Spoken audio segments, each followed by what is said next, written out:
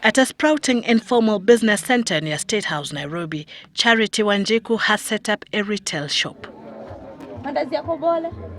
What is interesting here is that commodities packed in big quantities have no market. Everything in the smallest kila kitu hapa ni ndogo, hata hii drinking choc, kila kitu hapa ni ndogo. Sasa hiyo ndio mwananchi wa kawaida anaomba. Kwa sababu sasa hawezi afford kununua hizi zingine, ana afford tu kununua hii.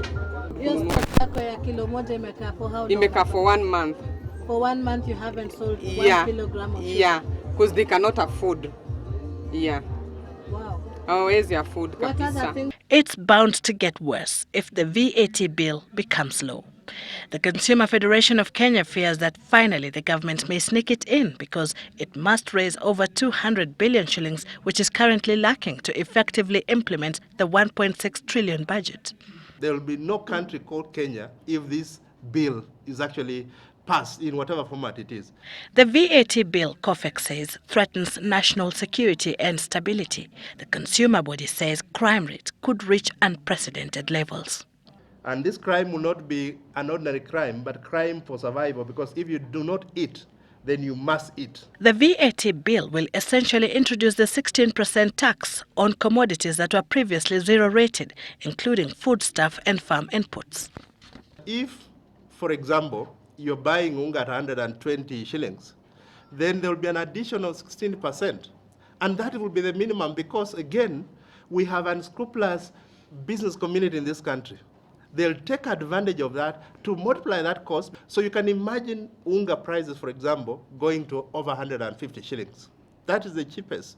COFEK anticipates an instant low food production and mass food imports in the country if the bill goes through. The spiral effect touching on the producers, manufacturers and transporters will be unbearable for the middle and lower class Kenyan, who will have to contend with multiple VATs along the food chain. Hata sumni, hata shilingi kwangu, watakuwa wananiongezea gharama inazidi kupanda. The more wanaongeza shilingi ama sumuni, wananiongezea tu nini, gharama inapanda. I work, for example, I pay as you earn. I pay HIF, which I don't get any returns. Then, after paying taxes, if I want to buy bread from the supermarket, that bread is taxed. I'll pay taxes. If I want a soap from a supermarket, I will still pay taxes. So I feel that we are being overtaxed. Kama si watu wa chini wanatuumiza. Kuna venye wanataka kutumaliza na hiyo si poa. Enhancing consumption tax by targeting the majority poor is not only politically insensitive, but it remains a serious economic blunder. Loading an additional 16% tax on food items and farm inputs is self-defeating and a short-term relief for government, but a long-term pain for the economy. Businessmen like Sunday Otieno, who operates a restaurant at the informal business center near State House, fear that they will be edged out of business. Very few people can afford what we are charging currently. So our worst fear is, if we increase these prices, then it definitely means we are going to lose our customers, and a lot of them, not only one, not only two. And therefore, the impact is, if I lose most of the customers here, my sales will go down, I can no longer maintain the workforce I have here, I can no longer afford to pay the rent, eventually it will come down to me, I might end up closing, I might end up sacking all these people I have here, or maybe reducing the workload for me to break even. Apparently, the VAT bill was born of pressure from the International Monetary Fund, IMF.